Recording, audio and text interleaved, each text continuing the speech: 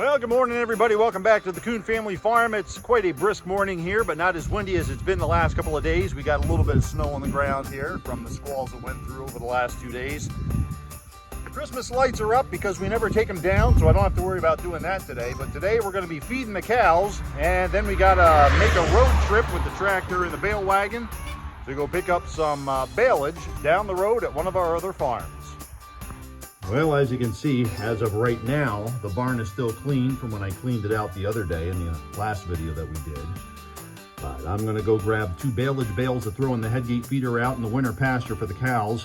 And the only way I can do that, since I'm here by myself today with being able to swing the gates and get the bales in, I'm gonna be feeding them some alfalfa pellets inside. We'll show you that in a few minutes.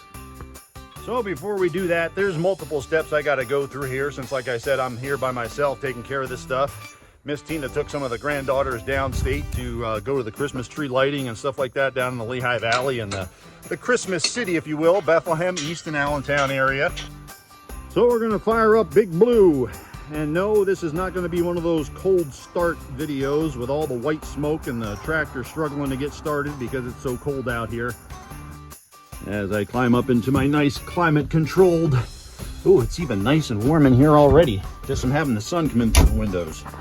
Like I said, no cold starts for this old girl. Just turn the key backwards. See that light comes on? That's called a glow plug. We don't have that on our older Internationals or on the John Deeres we used to have. That's a preheater for the diesel and the injectors in the engine. Once that goes out, and it's warmed up enough that she should just turn right over with no issues. Well, maybe a little bit of an issue. Yes, it's cold. Haven't had her running in a couple of days. But it's a lot easier on the engine and the injectors and the fuel pump when you use the glow plugs to get things a little bit warmed up. I think we're only in the upper 20s right now. So we'll give her a few minutes to get warmed up. We'll go get some things moved around, take care of these cows and these cows. They know what's coming when you hear that tractor fire up. Right, Miri and Joy got their heads through already. They're like, oh, it's winter time. I hear the tractor running. It's time for alfalfa pellets.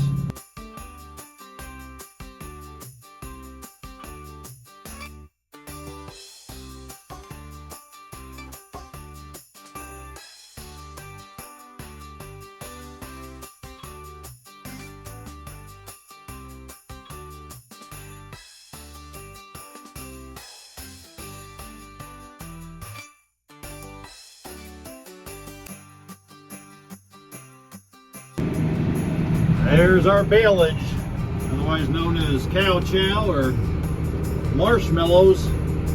That's wet wrapped hay. We mow it, rake it, bale it, and wrap it all in one day. And then it ferments until it's time to feed it, which is today.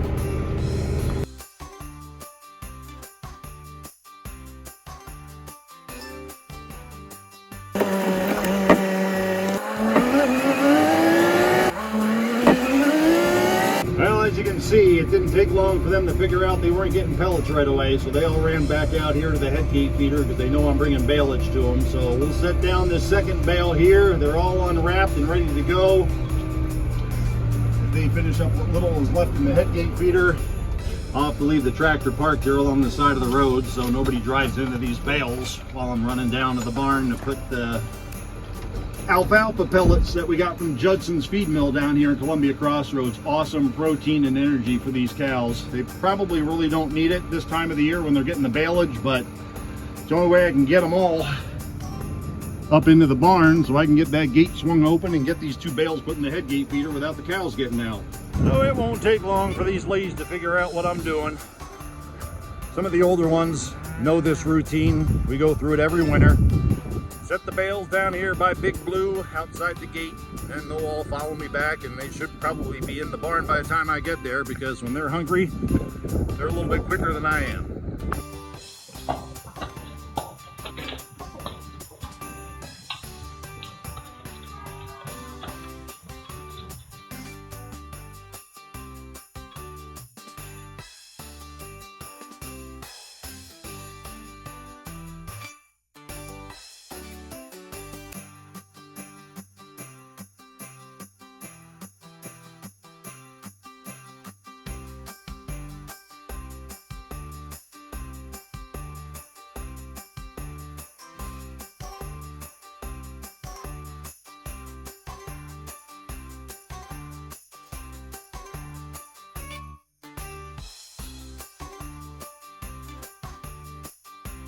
Now I gotta try and get back down to the tractor without rolling my ankle again, which I did all the way back in the beginning of August. Still not 100%. Old age is a bugger. So I'll just take my time going down here, try and be as quiet as possible to get those bales in the head gate feeder before they come flying out of the back of the barn. And those cows don't care what's going on. Alfalfa pellets in front of cows is like duck jerky in front of a dog.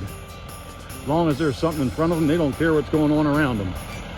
So let's get this gate swung open, get these bales put in, and get the gate closed up again and secured before they come out of the barn.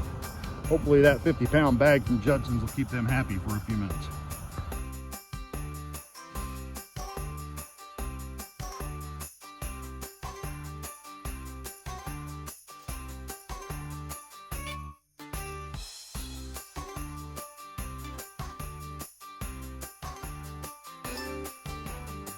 All right, piece of cake. 50 pounds of alfalfa pellets kept them happy while I was able to get the bales in the head gate feeder. Now we get the gate closed. Then we're going on a bit of a road trip to go get some more bales at the farm down the road, but I'm not going to bore you with that one. So from the Coon Family Farm, we'll see you next time. Stay warm and safe, y'all.